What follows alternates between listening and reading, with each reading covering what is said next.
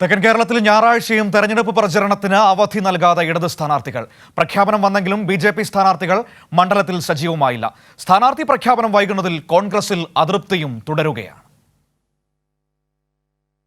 Kodumon EMS സ്റ്റേഡിയത്തിൽ നിന്നായിരുന്നു പത്തനംതിട്ടയിലെ ഇടത് സ്ഥാനാർത്ഥി തോമസ് ഐസക്കിന്റെ പര്യടനം ആരംഭിച്ചത്.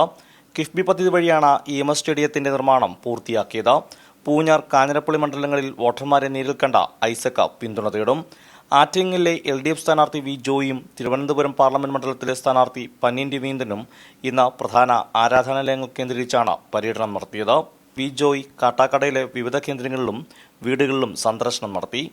പന്ന്യൻ രവീന്ദ്രൻ മണ്ഡലത്തിലെ പ്രധാന ഇടങ്ങളിലാണ് രാവിലെ മുതൽ സന്ദർശനം നടത്തുന്നത്.